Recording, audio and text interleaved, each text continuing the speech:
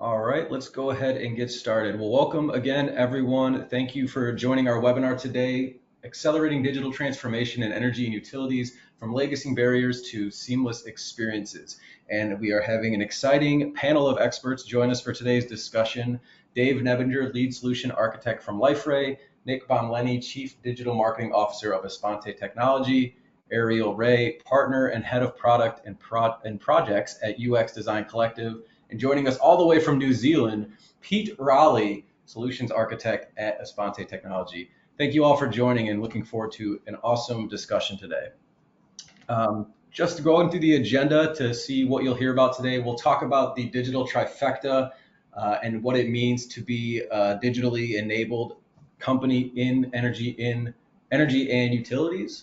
We'll look at customer experience and how that's impacting the way we do business. We'll take a look at the industry as a whole, and then we'll also take a look at a real world use case that these companies have all had a hand in providing a solution for.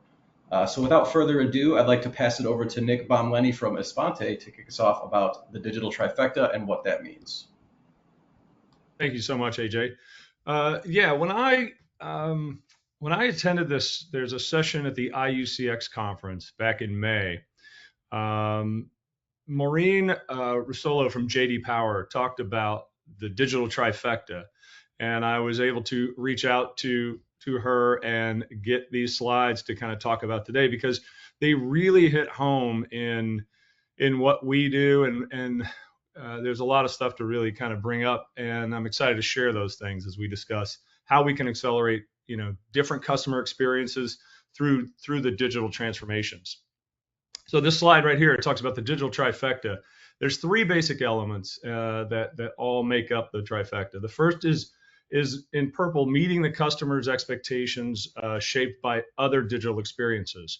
So we all have high digital experiences today because of seamless experiences like industries like banking and online, every online shopping. So we all compare our digital interactions to what we get from all of those other experiences. The second is to reduce cost to serve. So by directing customers to efficient digital channels, utilities could significantly reduce their costs. The strategy offers dual advantage because customers benefit from quicker and a faster experience, and the utilities gain more effective management of their expenses. So the third in the trifecta is delivering an easy to use digital channel. This is like everything from visual appeal to intuitive design and how fast, the speed. Most people are likely to abandon a website or app if it's cumbersome or confusing. I know we all do that, and we all kind of judge how it works and how it uses.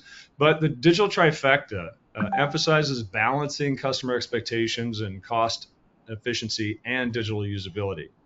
Integrating these three elements will enhance the customer experience and improve the utility's financial performance, thus lead into right channeling. So on to the next slide, we're going to talk about right channeling. And JD Power talked about right channeling is also kind of a way about smart routing, directing the customers to the most appropriate service channels and building on the digital trifecta by guiding them to efficient options, right? Like quick app checks instead of lengthy phone calls and waiting on people. So not all communication channels are equally as effective. Traditional methods like in-person visits and phone calls often cost a lot, and they lead to lower satisfaction. I know we all hate sitting on hold. Digital platforms like mobile apps and text messaging and social media are more cost efficient and improve the user experience. The goal isn't to force people into one path, but you want to make optimal channels so effective that customers are willing to choose them, right? And to achieve the trifecta, meeting expectations, reducing cost, and providing digital channels is crucial to align the customer behavior with highly satisfying low-cost channels. So that's about it on that one. Awesome. Thanks, Nick. I'd like to open it up to the panel after you set the stage there, Nick. Based on the concept of right channeling, what are some of the solutions that energy and utility companies have? And Nick and Dave, maybe you can kick us off here.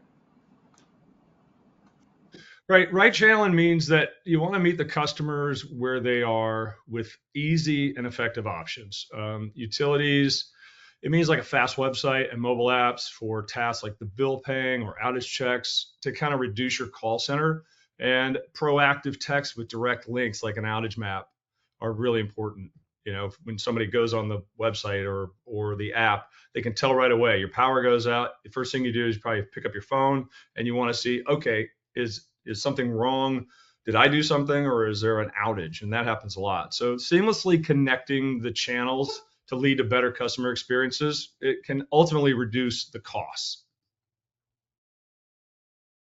Yeah, that's important because it emphasizes that there is no single right channel that's going to work for every customer.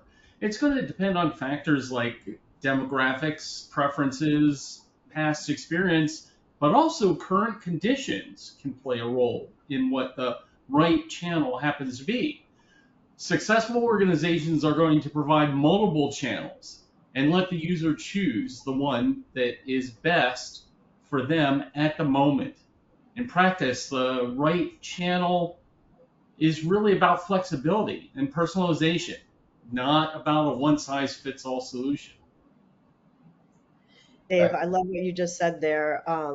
There's a lot of rich data that the companies have about their customers, and that allows you to drive the communication based on persona. For example, younger generations, I have a son who's 18, they don't like to talk on the phone, and they definitely do not read emails. So providing the different experiences, meeting the customers where they're at, makes it more effective in terms of how you communicate. But the ultimate goal is to deflect as many routine interactions from call centers to digital first, making it the easiest option. And it's about designing it in such a way that they are obviously going to choose it first. Mhm.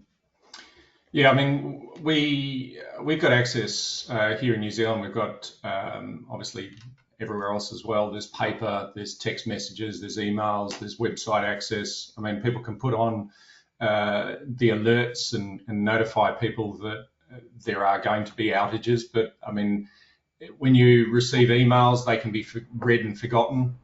Text messages are becoming pretty consistent these days, where there's a notification being sent out.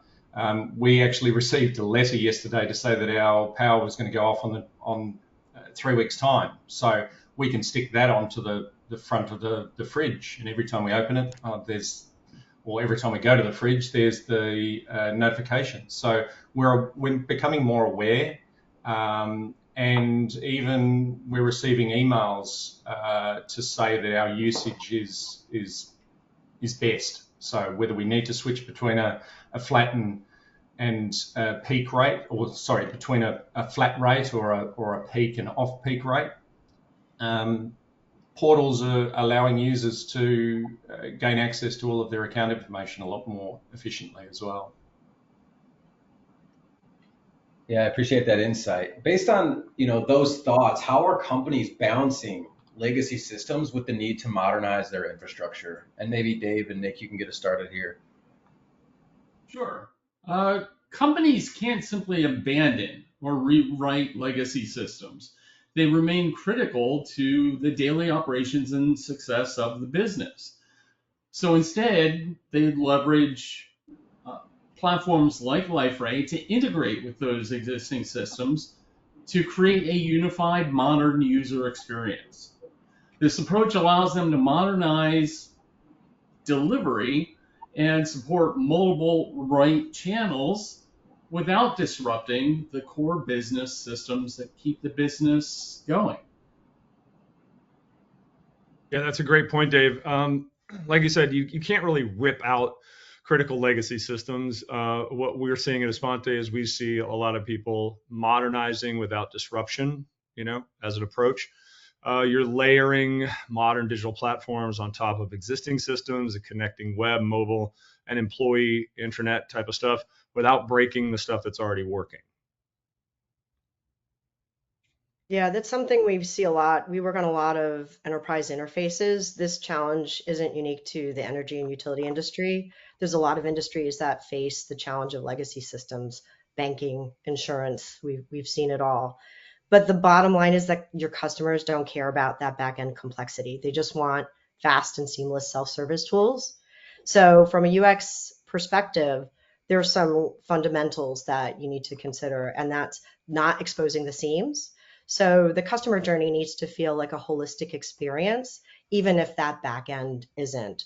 So really optimizing the design to make it seem as not as disruptive as possible, but also designing for performance. So optimizing load times regardless of the system age. So again, making it almost seamless to the user, the consumer, that you're overlaying on a legacy system.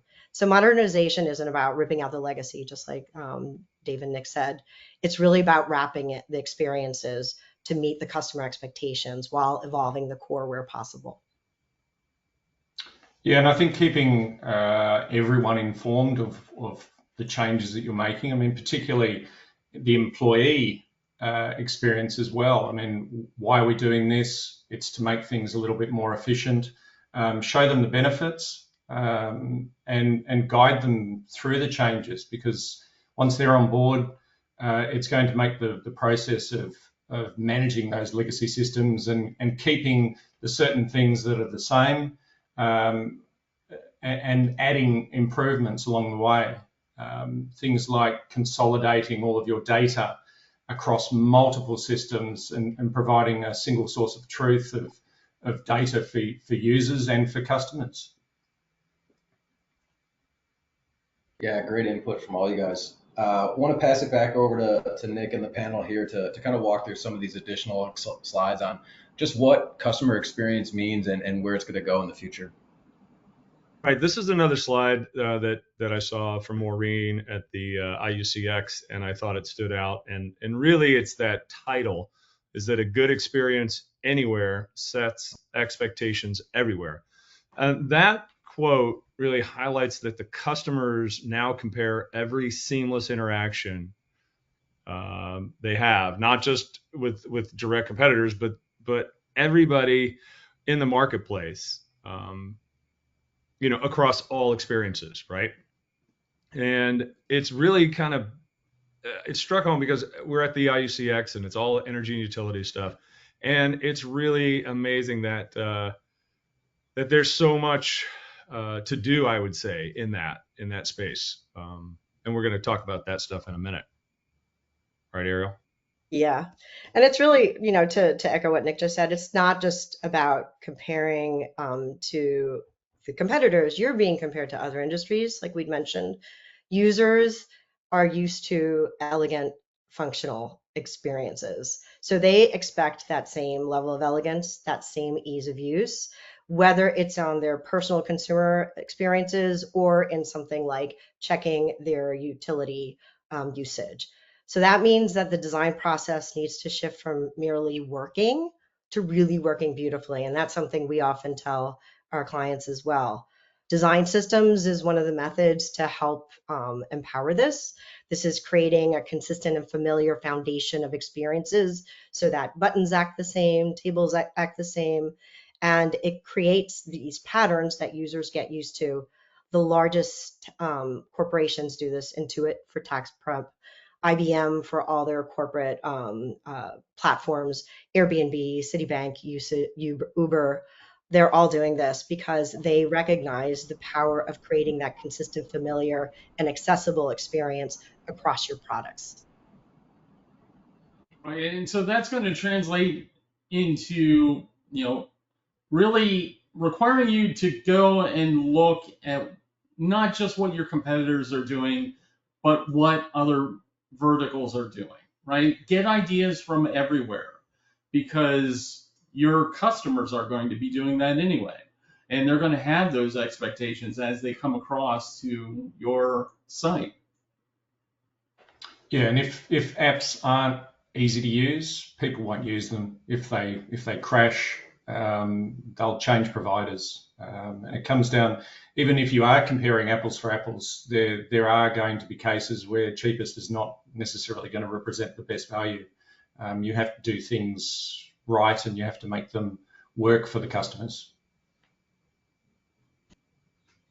Yeah, all great points there. And building off of some of those talking points you guys had, I wanted to address this question here. How is digital transformation reshaping customer expectations in the utility space? And maybe Pete and Ariel, you guys can kick us off here. I'd be curious to hear what your thoughts are.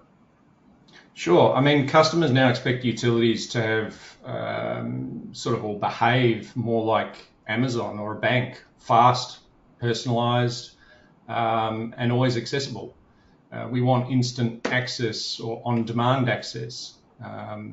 We've got real-time access to usage in particularly utility companies, notifications hopefully real time. But really, customers want that personalized insight. They want transparency for their billing. They want to ensure that there's a trust between their utility company to ensure that what they're paying for is a reasonable price, and knowing exactly where they stand month by month. Yeah, it's definitely pointed to the fact that self-service is the default. So customers expect 24/7 access. They don't want to call support if possible. So that self-service experience needs to be, just like Pete just said, personalized and also proactive. The example that he just used where he was notified of an upcoming outage, tailored insights, alerts, recommendations, anything that's really personalized for that user, that household. And also, again, the responsive and being transparent, real-time updates. I'm in the Catskills. In the winter, we have a lot of outages. So getting that proactive communication and being able to manage the customer's expectations on when the electricity is coming back, absolutely critical. So keeping real-time updates, status, usage data by any means necessary on the digital world, text alerts, mobile apps, and websites. It's all baseline right now. And like we said earlier, the concept of the right channel is going to change based on conditions. And Ariel had a great example of the outages in the Catskills, where in one case you might want to do one online. If there's an outage, then maybe she has to switch over to a cell phone. So the right channel is going to change, and that's going to be an important part of your digital transformation, is to be able to adapt and provide those multiple channels. So the right one is always going to be available to the customer when they need it. Yeah, and that's a great point, Dave. And I would just like to say that, I'm in Florida and Pete's in New Zealand, kind of on the opposite end of the world there. But, it's amazing how in this conversation and in preparing for, this webinar today, we found that we all have basically a lot of the same stuff. And even Ariel, so I live in Florida, and we have a lot of, storms and hurricanes and things like that. And I'm on the coast. I'm at the beach. So, the power here is kind of on and off anyway. It's kind of an island, and there's power lines, I guess, that run underground through the canal to get to this space. And, the power goes on and off pretty frequently. But when it goes off for a while there, it's good that they let us know. There was a major construction or something that happened, I remember a while back, to the lines, and we got all this notification. It was out for like a while, I think overnight even. And you want that customer service. You need to know what's going on and know like when stuff's coming back or how you can prepare for stuff. Obviously in storms, hurricanes, anything else like that, it's very important that the energy utilities, no matter if it's energy or water or any of that stuff, that there's a proactive thing and they're reaching, like Dave said, in the right channel where the customers are. And that's how everything kind of lines up, I think, with the digital trifecta, which what I heard Maureen talking about at the IUCX is you got to meet our expectations, right? And lower the cost, and then making the digital channels very simple. And because we are digital first, even though, there's still some of us in the analog world, it is digital first, and that's I think how we all prefer to engage with our providers. Yeah, great, Nick. And I think this is the perfect time to kind of take a look at what is going on in the energy and utility space and how they're matching up against some of their industry peers in terms of delivering that digital first experience. Right. This slide here kind of stood out, and that's why I asked for us to be able to present it today. Is the utilities is a little behind. Let's say they're lagging in across the board when you compare to like your auto and financing and insurance and retirement and money and stuff. Now these are based on a scale of like 1,000 points and stuff from the JD Power. And it really shows that there's a gap, and this isn't like really a criticism, and I think that's why it was presented. This is just really an opportunity where if we get the fundamentals right, and no matter what industry you're in, the customers are going to notice, and if you build a better digital experience, it keeps people coming back. Right? Just like upgrading, when we went from flip phones to smartphones, right? We are more connected to that device than ever. And I think once people feel the difference, there's no going back. And I don't think it takes a lot for us to lift us as a group, in anything, to kind of lift those scores up. Right, and that's probably the silver lining in being at the bottom of these rankings, is that even small improvements can drive significant gains in customer satisfaction. When you're at the top, it's harder to move the needle. But when you're at the bottom, strategic changes can quickly elevate the customer experience and deliver measurable results. Yeah, so just piggyback on top of that, you can kind of see here what the percentage of these users will eventually return based on a good digital experience. So Nick and Ariel, curious to get your thoughts, just on what this graph is showing.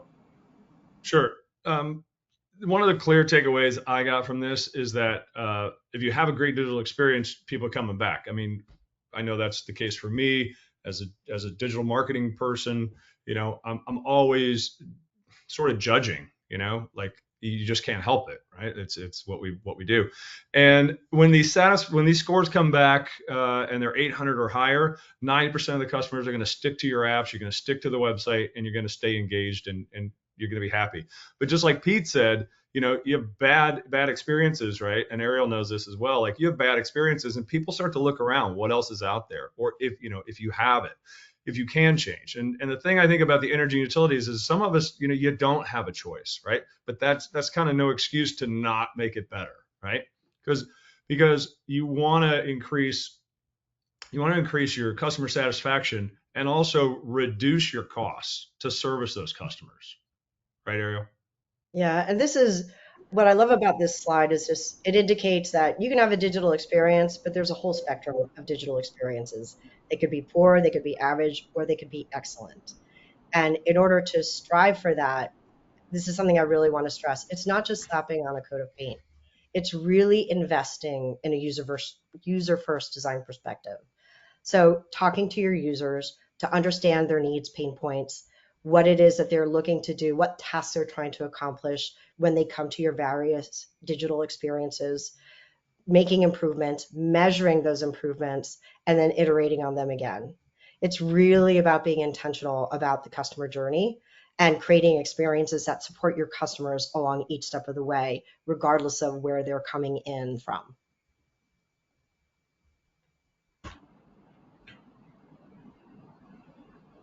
Yeah, and then finally, obviously, throughout time, the way that consumers are coming in and reaching those energy and utility providers has changed. You're starting to see more people reach out to them via their website, less people reaching out, via phone over time, or through their utility office even. So yeah, Nick and Pete, kind of curious to get your thoughts on the different changes in media people are using today.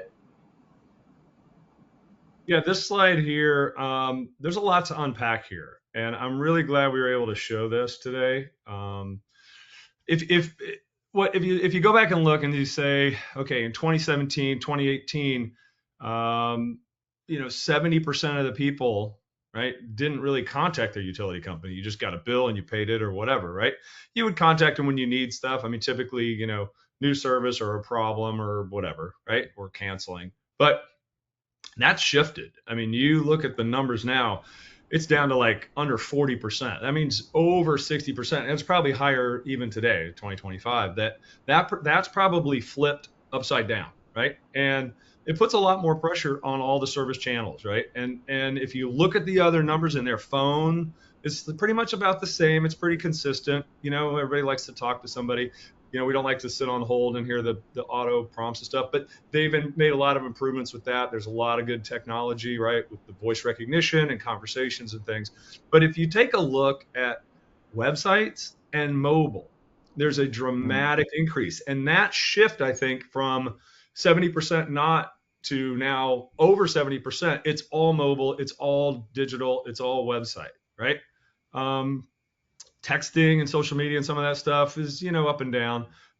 Email, everything kind of stayed the same, but it's really amazing. It really stood out to me, especially in the industry that we're in, what we do, that it's those numbers just don't lie, right, Pete? Yeah, and I mean, you're looking at a self-service portal situation there, most likely, because people are obviously going to the website to either update their billing address or various details like that, or even if they're moving house, they can do it either via their phone or via a website. And you're able to effectively do all of that yourself. It's interesting that social media has increased a little bit. Perhaps that's the customer base mentioning various companies that they do and don't like, because that's certainly increased a little bit.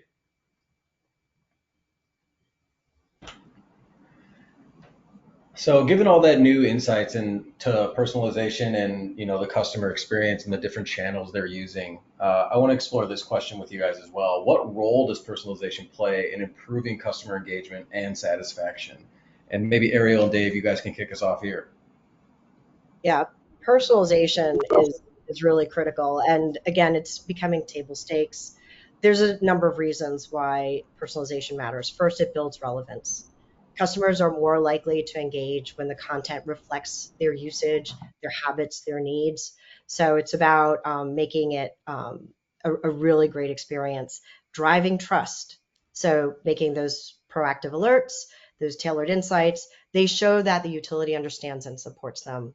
And it also encourages action. So getting customized recommendations, whether it's in regards to energy savings or billing options, they ultimately do increase follow through. So all these sort of reinforce why the digital first approach is so critical. I had a recent example in our apartment in Brooklyn. We have a Con Ed newsletter, email newsletter that gets sent to us that compares us to our neighbors. It makes me a little competitive because I always like to see how I'm tracking against my neighbors. But that's sort of like it's very clear they have that data that compares my usage to my neighbors. And hugely, it does build trust in them as a utility provider. Yeah, personalization is essential not just for engagement, but it also is part of driving sales, of upselling, and customer retention. Customers are quick to switch brands after a poor experience, but personalization helps to ensure that the individuals feel understood and valued. By tailoring interactions, companies create positive experiences that build long-term loyalty with the brand. Yeah, I mean, we had a recent, and this is more of a banking example, where we were coming up to the end of our previous fixed mortgage, contacted the bank via the app, and was presented with various rates, depending on the term that we wanted to lock in for. I checked with my mortgage broker, and they said, no, we can't do any better than those. Those are pretty good. So that obviously instills trust that the bank is working for me. And likewise, in the utility arena, we've got access to an app that allows us to, fortunately enough, to choose an hour of power for free each day. So I can log on and customize it for my situation. And currently, obviously, we're in winter. and I kick off all of the heat pumps to come on in an off-peak time, but it's between 6 a.m. and 7 a.m. So I was lucky enough to make my coffee this morning for free, piece of toast for free, and heat the room. So having that personalized ability, and that might change during the year as well. So if it's later on in the year when it's a bit warmer, I might kick off the heat pumps to come on in the afternoon. But customers want to be treated as a customer and not necessarily a customer number. I mean, people have all sorts of different needs. It might be based on price. It might be a customer rating. What benefits have you got? Things like green power options. Are you providing thermal power, hydro, solar, wind, or even are you a low usage customer? So the personalization for each of the customers, it has to be there. Yeah, that's really good stuff, Pete and Ariel. Like personalization, it sounds like it makes us all interact more and it's more meaningful and stuff. It boosts our engagement and our trust with our service provider. We appreciate the messages and the information that's relevant and useful, like, for me in Florida about hurricanes or storms or anything like that. It's very interesting, Ariel, and when you talked about the usage stuff and how you're comparing to your neighbors and how that motivates you. And then Pete, like your ability to like control, when you get that free hour and stuff, that's totally amazing.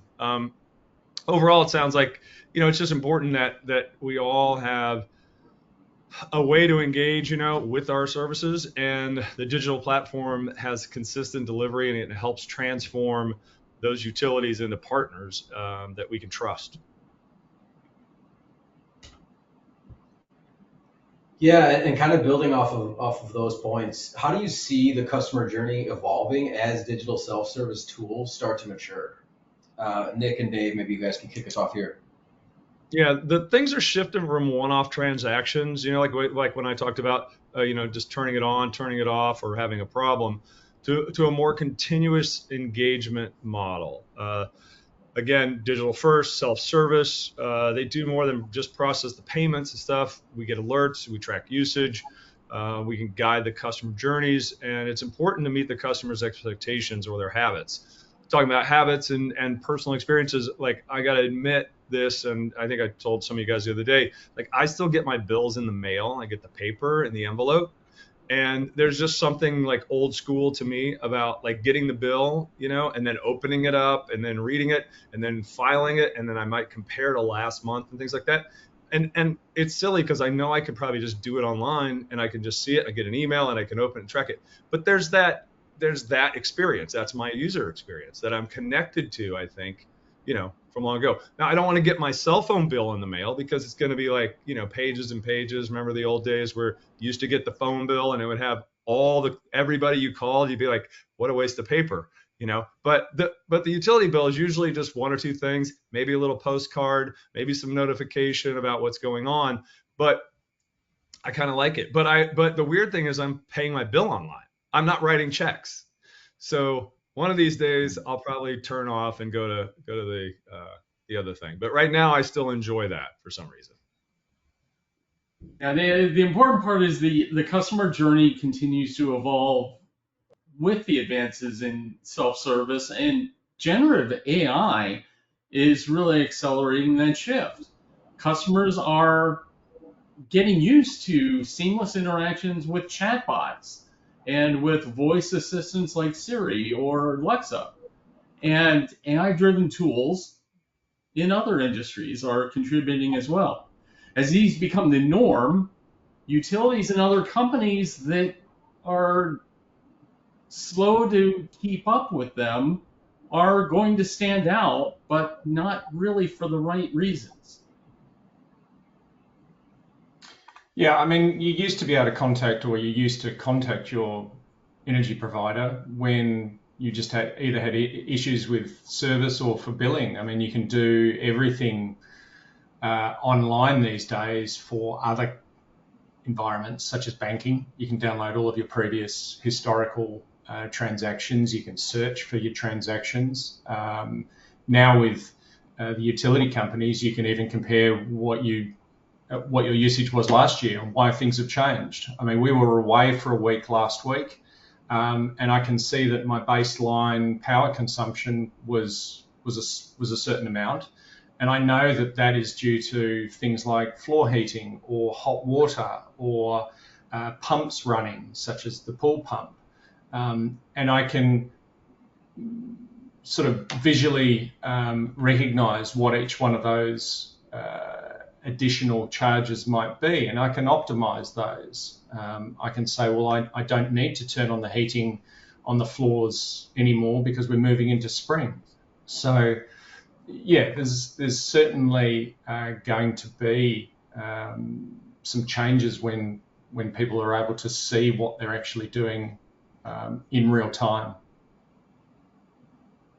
Yeah, and that digital first perspective is going to become the expectation that users are going to expect to be able to do most of their tasks without having to call somebody. But I love the example that Pete gave before about customizing his free hour of power, because it is about empowerment, right? Giving customers the tools to manage those accounts, the payments, sustainability goals, everything on their own terms. And that's really what we're evolving to. I think the other thing that's important to call out is being continuous, a seamless continuity. So being able to go from channel to channel, mobile, web, chat, phone, without users having to repeat themselves. So making sure that it is that cohesive experience, regardless of which mode of communicating that they're leveraging.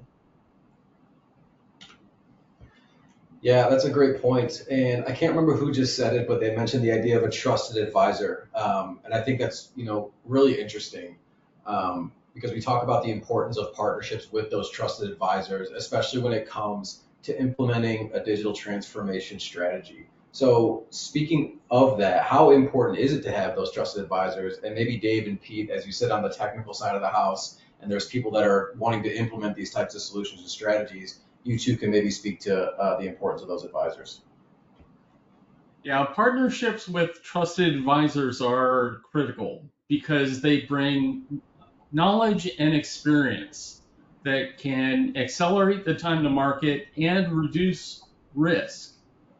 Having the right advisor helps organizations avoid common pitfalls and significantly improves the likelihood of a successful transformation.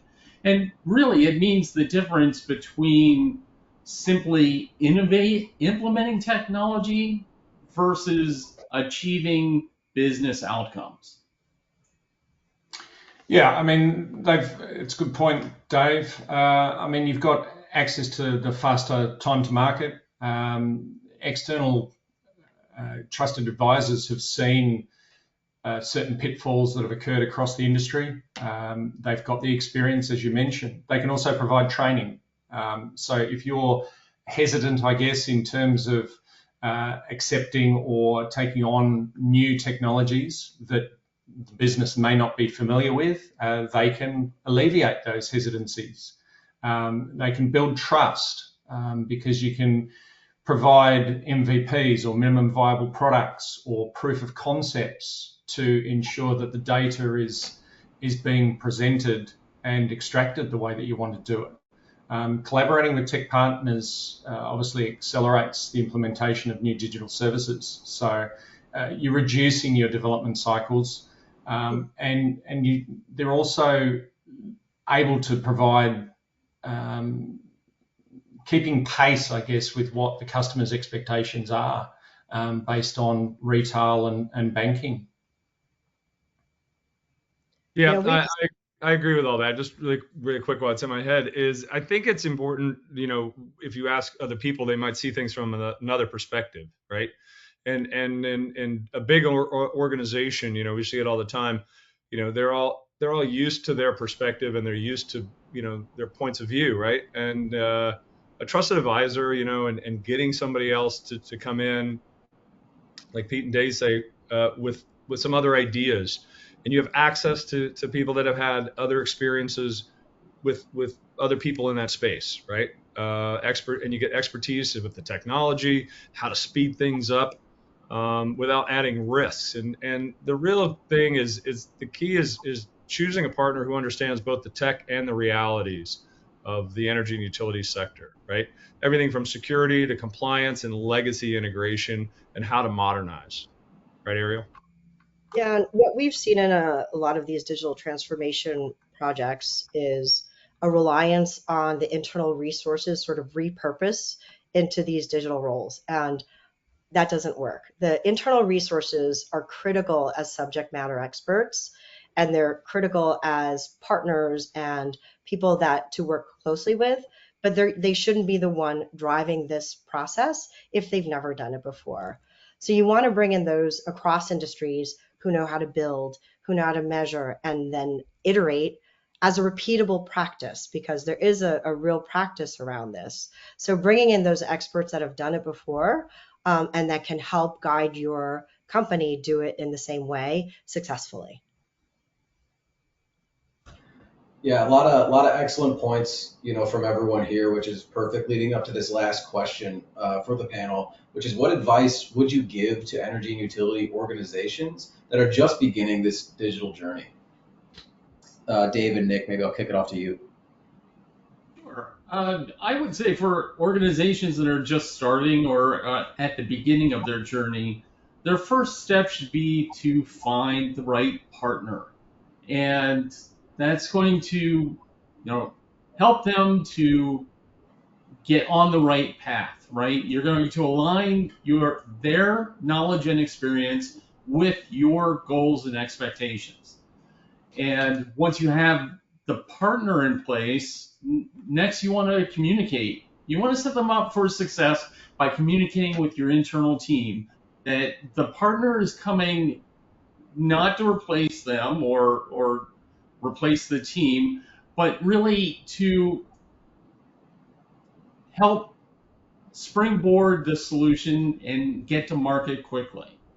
The alignment between your partner and your internal teams are going to help to build trust and pave the way for smoother adoption. Yeah, that's a good point. I would sum it up like if you're just starting out, right, is to not boil the ocean, right? Don't try to boil the ocean. You know, start with high impact areas, like a website, mobile app, outage communications, things like that. Involve customers, not only your internal, like, everybody else was talking about, but the customers early. So you're really solving their pain points. I've seen some that do a lot of, surveys and get their customers involved in what they want to see and asking questions and surveys. But you also got to pick, I would say part two of that is pick a platform that can scale, right? And it's just as important to also build the culture to support that technology internally, right? That's what's going to keep the momentum going. Yeah, I think you need to get the basics right as well. Don't try and do everything at once, and start small possibly. Focus on the areas that matter, as you say, to the customers and even the staff, because they are also the customers, I guess, of the websites. They can be engaged in terms of personal or impersonation of a customer to see what their pain points are as well. So if they're logging onto a system and a customer has an issue, they can feed that back into the business because they've seen exactly what the user is seeing. And I guess testing is critical as well, making sure that it works across multiple platforms. The Android is I wouldn't necessarily say butchered, but it's being butchered by multiple phone companies. So it needs to be testable and work across all of those different devices. Yeah, I'm going to advocate for the users. Always listening first. Spend the time listening. Don't shortchange that research or discovery phase. It may seem faster in terms of timeline, but you'll end up having to redo things because assumptions were made. So you are not necessarily the customer. So really talk to real customers, understand their real pain points, understand their real expectations before building solutions. Um, I love that Pete mentioned the testing. Yes, and I do have trauma from testing on Android, but validating the approach before you do a big rollout is also critical. And then Nick said my favorite quote of all, Nick, don't boil the ocean. This is really critical. You're not going to be able to do everything at once. So starting on those simple high value journeys, bill paying, outage updates, usage insights, focus on that instead of the flashy features, really delivering value quickly, and iterating on it, measuring the success, and then continuously improving.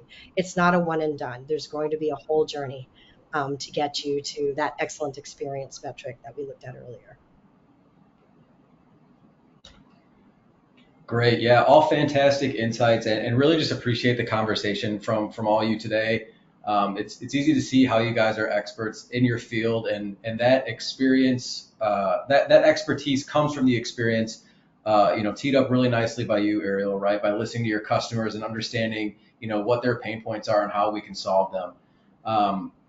Ibrodola is a customer that we've all had, the experience of contributing to a solution that they engaged with from a Liferay solution standpoint, where they were having a fragmented digital experience. They were migrating from a different type of platform, and they were also able to increase their user engagement. And it's something that, with our panel of experts, they were able to take and really put what they preach into practice. So I'd like to give, Dave, Pete, Nick, or Ariel, anyone that would like to add a little bit more context into this customer of ours, and maybe just a quick takeaway from, what advantages they saw and how they were able to benefit from implementing a digital transformation strategy. Sure, I'll jump in. Basically, they started from a rough spot, right? They had multiple regions, multiple subsidiaries, multiple platforms, and they did not have a cohesive digital experience. And by choosing Liferay, they were able to build a consolidated user experience for their websites, for their customer portals, even for their employees. And this gave them the consistency in branding and functionality to serve their worldwide audience. And to me, I see it as like the first step, right? Because what we're seeing here in the slide talks very much about the great benefits that they got from choosing Liferay. But then there's, what's coming next. And as Liferay is making more investments in integration with AI and some of the new tools and features that are going to be coming out, it's going to make their digital transformation journey, they're going to have continuing steps that will just make things better for them as they advance. Awesome. Any additional comments from anyone? Yeah, I would just say that, one of the big reasons, that that the shift to Liferay from, an old IBM, platform was really the scalability, right? And the flexibility that it has. And I think that's made a big difference and stuff, for their transformation and their ability to kind of continually develop and improve what they need to do for not only their customers, but also internally, in all the growth that they have and the different divisions. It's been crucial. Well said. Great. Well, hopefully you all enjoyed, this panel discussion. Obviously, there's plenty of more in-depth we can get with each of the different questions that we had. For additional resources, you can visit, any of the company websites that were able to join us for today's session listed here. We'll make sure that we list these in the description of the on-demand recording of this webinar, so you can go and visit them as needed. I want to thank you again, give a big special thanks to our speakers, Dave, Ariel, Nick, and Pete. If you have any follow-up questions, you want to reach out to them, learning more about how you can get your digital transformation strategy off the ground, I highly suggest reaching out to these panel of experts. Again, thank you all so much for joining the webinar. Thank you to our panels and panel speakers, and we hope to see you again on another webinar very soon. Thanks so much. Thank you, everyone. Thanks, everyone. Thanks.